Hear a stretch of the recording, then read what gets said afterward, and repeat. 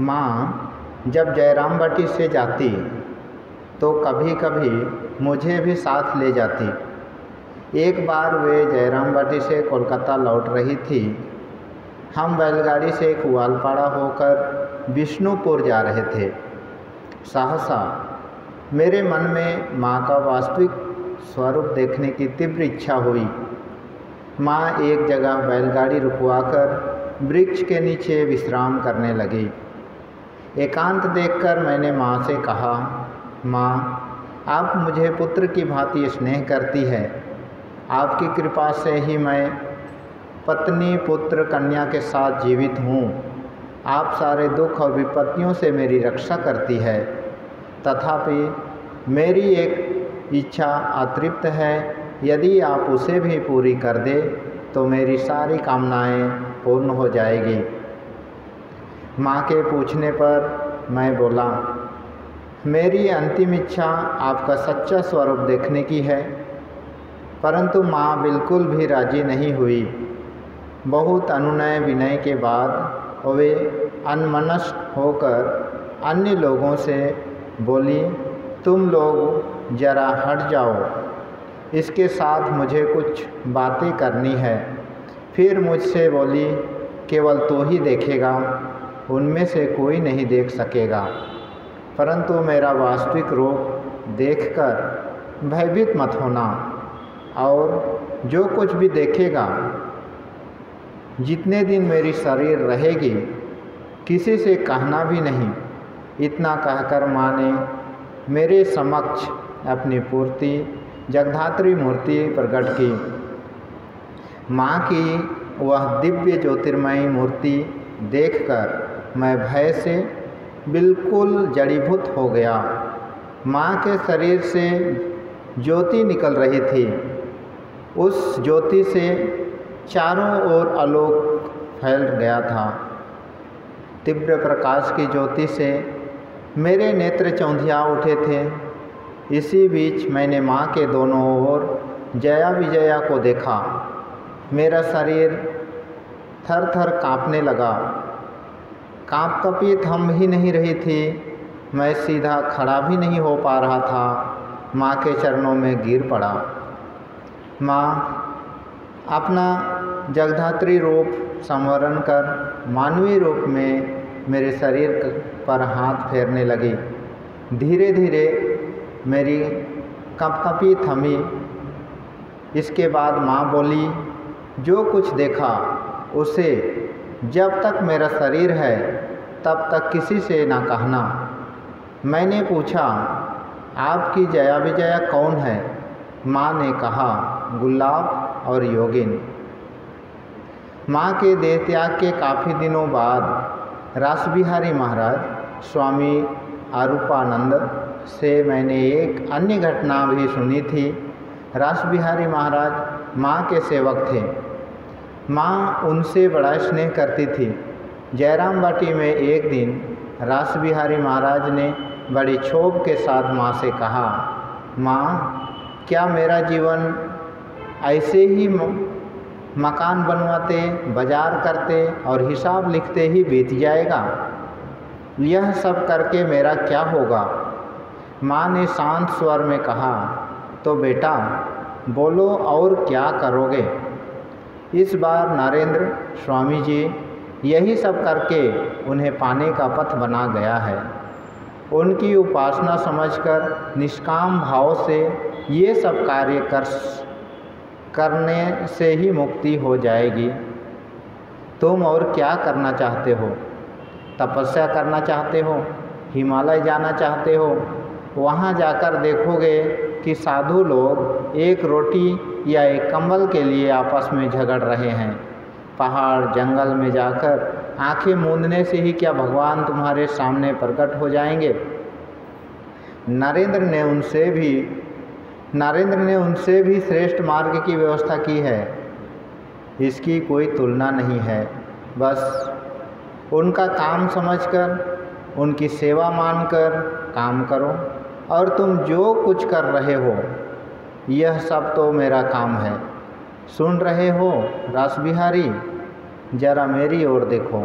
रासबिहारी महाराज ने देखा अब तक जो सीधी साधी वृद्ध महिला उनके साथ बातें कर रही थी, उनके स्थान पर एक ज्योतिर्मयी देवी मूर्ति विराजित है।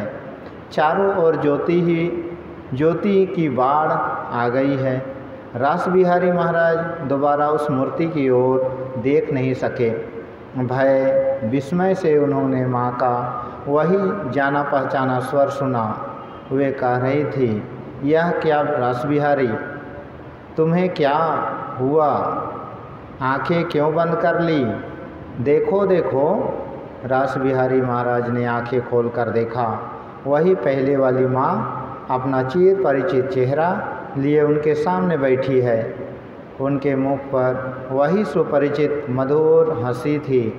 माँ द्वारा प्रेषित पत्रों को मैंने खूब संभाल कर रखा है। पत्र साधारण है, पर उनके प्रत्येक वाक्य में माँ का असीम स्नेह व्यक्त हुआ है। एक पत्र में माँ ने लिखा था, श्री ठाकुर जो भी करते हैं तुम लोगों के मंगल के लिए ही करते हैं, तो भी सत्य पथ पर रहना। जीवन में बहुत सी विपत्तियाँ आई, अनेक संकट आए, पर सर्वदा मैंने माँ की बातें याद रखने की चेष्टा की है और यथासाध्य पालन करने का प्रयास किया है। मेरे पिता की अंतिम बीमारी के समय श्री माँ अपने गांव में थी। पिता की बीमारी की बात मैंने माँ को सूचित की थी। माँ के निर्देशानुसार ही मैं पिता का अपने मकान में रखकर इलाज कराने के लिए उन्हें गांव से कोलकाता ले आया। पिता को कैंसर हुआ था। शरद महाराज की व्यवस्था से कोलकाता के एक बड़े डॉक्टर को दिखाया गया। मैंने पत्र लिखकर पिता की मृत्यु की सूचना भी माँ को दी थी। उत्तर में माँ ने लिखा था, तुम्हारे पत्र में पिता की मृत्यु का संवाद पाकर मुझे खुशी हुई, इसलिए कि तुम्हारे पिता ने वृद्ध अवस्था में तुम सबको छोड़कर गंगा प्राप्ति की। पितृवियोग से मैं बड़ा टूट गया था, पर माँ का पत्र आते ही क्षण भर में मेरा सारा शोक ना जाने कहाँ विलीन हो गया। एक बार पद्म नदी की बाढ़ हमारा मकान आदि सब बहा ले गए। कोलकाता में मेरे पास वह खबर पहुँची। माता पिता, पत्नी और बाल बच्चों सहित मेरा पूरा परिवार निराश्रित हो गया। कुछ ठीक नहीं कर पा रहा था कि क्या करूं, किससे कहूं। माँ के घर में ही रोज़ कितना खर्च होता है यह तो मैं जानता ही था। यह भी जानता था कि माँ अन्नपूर्णा है। माँ की कृपा से वहाँ कोई अभाव नहीं है, लेकिन यह भी देखा था कि भक्तों के दिए दान तथा प्रणामी से ही माँ की गृहस्थी चलती है। इसलिए संकोच के कारण माँ या शरद महाराज से मैं अपनी विपत्ति की बात ना कह सका। चिंता के कारण मुझे रात में नींद नहीं आती थी, खाने पीने में मन नहीं लगता था, पर अंतर्यामी माँ ने सब कुछ जान लिया। एक दिन वे मुझे बुलाकर बड़े स्नेहपूर्वक बोली, भाग्य पर तो किसी का जोर नहीं। चंदू, तुम इतने हताश मत हो। तुम एक बार गांव जाकर उनकी कोई व्यवस्था कर आओ। इतनी चिंता करने से क्या लाभ?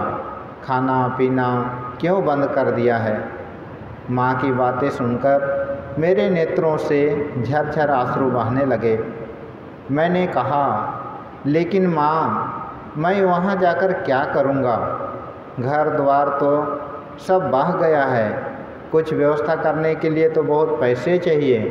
इसके सिवा आने जाने का किराया भी तो मेरे पास नहीं है। करुणामयी माँ ने शांत भाव से कहा, मैं सब जानती हूँ। ये कुछ रुपये मेरे पास है, तुम इन्हें लेकर घर जाओ। इससे तुम्हारे रास्ते का और मकान बनवाने का सारा खर्च पूरा हो जाएगा। लेकिन मेरे रुपये देने की बात तुम किसी से कहोगे नहीं। केवल इतना कहना, बाढ़ में मकान बह गया है, खबर मिलने पर जा रहा हूँ। इतना कहकर माँ ने अपने वस्त्र के अंचल में बंधे बहुत से रुपये मेरे हाथों में दे दिए। इस प्रकार जीवन में मुझे अगणित बार माँ के प्रेम का परिचय मिला है और केवल मैं ही नहीं और भी अनेक लोगों को माँ ने इस प्रकार गुप्त रूप से स्नेह और कृपा वितरित की है, जिसकी थोड़ी बहुत जानकारी हम लोगों को बाद में मिली।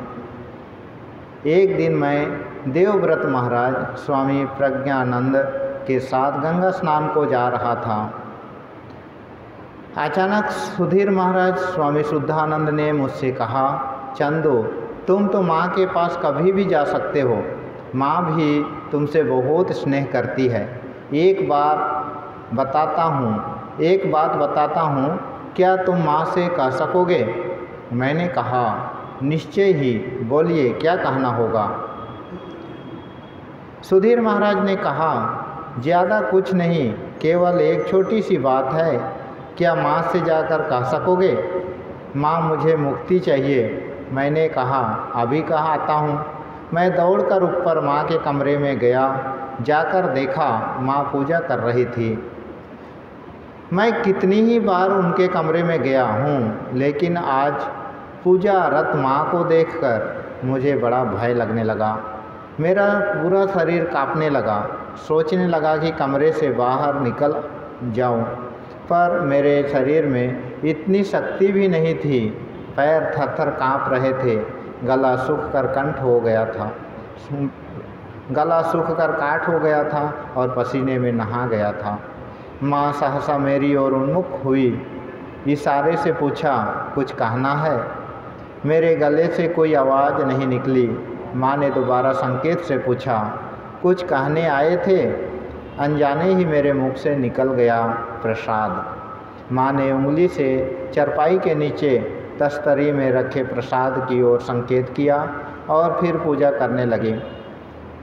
कांपते हाथों से प्रसाद लेकर दौड़ता हुआ जब मैं नीचे पहुंचा तो देखा कि सुधीर महाराज और देवव्रत महाराज बड़ी बेसब्री के साथ मेरी प्रतीक्षा कर रहे हैं। वे बोले, क्यों चंदू, मांग लिया ना? क्या कहा माँ ने? कांपते कांपते जो कुछ भी हुआ था मैंने उन्हें सब बता दिया। फिर गंगा स्नान के लिए जाना नहीं हुआ। उस दिन मेरा स्वाभाविक अवस्था लौटने में काफ़ी समय लग गया था। मेरे जीवन का सबसे बड़ा दुख यह है कि मैं माँ के एक आदेश का पालन नहीं कर सका। मेरी प्रथम संतान मेरी बड़ी पुत्री इंदु थी। माँ ने उसकी शादी करने से मना किया था। उस समय इंदु की आयु 15 वर्ष की थी और वह निवेदिता स्कूल की 7वीं कक्षा में पढ़ती थी। हमारे परिवार में मेरे पिता, बड़े भाई, बड़ी दीदी, छोटे भाई और अन्य लोग मुझसे किसी कुलीन घर का योग्य वर खोजकर इंदु का विवाह कर देने को कहने लगे। मैं सब कुछ माँ से पूछकर ही करता था। अतः इंदु के विवाह की बात उठने पर मैंने माँ से पूछा। वे तत्काल बोली, चंदू, उसकी शादी ना करके उसे पढ़ना लिखना सिखाओ। जैसे वह निवेदिता स्कूल में पढ़ रही है वैसे ही पढ़े। घर लौटकर मैंने माँ का निर्देश सबको कह सुनाया। पिता तथा अन्य लोग बोले, ऐसा कैसे होगा? लड़की शादी के योग्य हो गई है, अभी शादी न करने से हमारी निंदा होगी। इतनी बड़ी अविवाहित कन्या को स्कूल में पढ़ाने से लोग क्या कहेंगे, समाज क्या कहेगा? मैंने पुनः माँ को ये बातें बताई। माँ ने कहा, उसकी शादी करना उचित नहीं होगा, वह तो अच्छा भला पढ़ रही है, पढ़ने दो ना। घर लौटकर मैंने सारी बातें कही, लेकिन उन लोगों ने माँ की बातों को महत्व नहीं दिया और बोले, विधि का विधान कोई मिटा नहीं सकता। यदि उनके भाग्य में कष्ट लिखा है तो हम क्या कर सकते हैं। लेकिन इतना अच्छा संबंध हाथ से निकल जाने पर बाद में पछताना पड़ेगा। जन्म, मृत्यु, विवाह ये 3 विधाता के हाथ में है।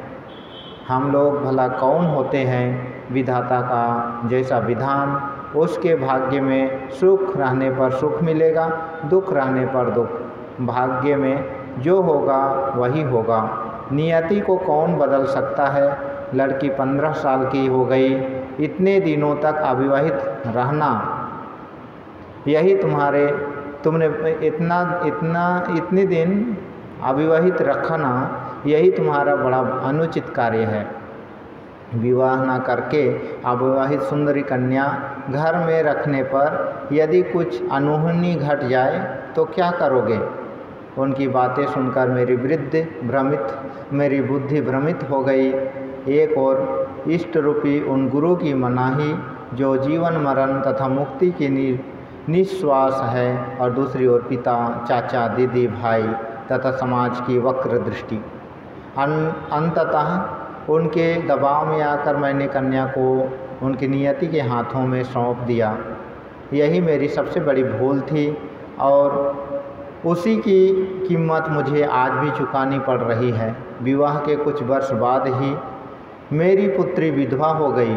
तराजू के एक पल्ले में गुरु को और दूसरे पल्ले में सारे संसार को रखा जाए तो भी गुरु का पलड़ा भारी रहेगा। जगदम्बा मेरी गुरु है, वे ही मेरी इष्ट है। उनका आदेश न मानकर आज भी मैं उनका फल भोगत रहा हूँ। मेरी पुत्री अपनी 4 वर्ष की कन्या और 9 महीने के पुत्र को लेकर मेरे पास लौट आई। अंत में 1920 ईस्वी की 21 जुलाई का दिन माँ सबको छोड़कर हमेशा के लिए रामकृष्ण लोक चली गई। भक्तगण जानते हैं कि माँ की मृत्यु नहीं हुई है, वे अदृश्य लोक से सर्वदा अपनी संतानों की मंगल कामना करती रहेगी, लेकिन अब वे उन्हें अपने चर्म चक्षुओं से नहीं देख सकेंगे। टूटे बांध की बाढ़ की भांति भक्तों के नेत्रों से आंसू बह रहे थे। महासमाधि के पिछले दिन शरद महाराज सजग प्रहरी के समान जागे रहे। यह सोचकर हम लोग भी उनके साथ रहे कि ना जाने कब किस प्रकार की ज़रूरत पड़ जाए, पर सारी ज़रूरतों का अंत हो गया। श्री माँ के शरीर की शोक यात्रा के साथ मैं भी बेलूर मट गया। जब चिता की अग्निशिखा ऊपर की ओर लपलपा रही थी, उस समय गंगा के पूर्व की ओर मूसलाधार वर्षा हो रही थी, लेकिन आश्चर्य, इस पार जरा भी वर्षा ना थी। चिता बुझाने के लिए शरद महाराज ने ज्यों ही एक कलश जल डाला, त्यों ही अब तक रुकी हुई वर्षा ने वेग पूर्वक आकर चिता को बुझा दिया। शरद महाराज द्वारा जल देने के पूर्व तथा बाद में अन्य कोई चिता में आग ना दे सका। लगा कि स्वर्ग के देवताओं ने ही जल डाला।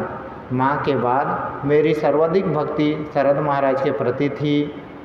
माँ ने मुझसे कहा था, शरद साधारण ब्रह्मज्ञ पुरुष नहीं है, वह न केवल सर्वभूतों में ब्रह्म देखता है, अपितु समस्त स्त्रियों में मुझे और समस्त पुरुषों में ठाकुर को देखता है। शरद के समान हृदय देखने में नहीं आता। नरेंद्र के बाद उसी का हृदय है। वास्तव में जैसा विशाल उसका शरीर था, वैसा ही विराट उसका हृदय था। कितने ही दुखियों तथा निर्धन व्यक्तियों की, कितनी ही दुखी स्त्रियों की, कितनी ही असहाय विधवाओं की उन्होंने गोपनीयता के साथ इतनी प्रकार से सहायता की है कि उसकी कोई गणना नहीं की जा सकती। आज के लिए हम लोग यहीं पाठ समाप्त करते हैं। ओम निरंजनम नित्यमनंतरूपम भक्तानुकंपाधृतविग्रहम ईशावतारं परमेश्वरमिड्यं तं रामकृष्णं शीर्षां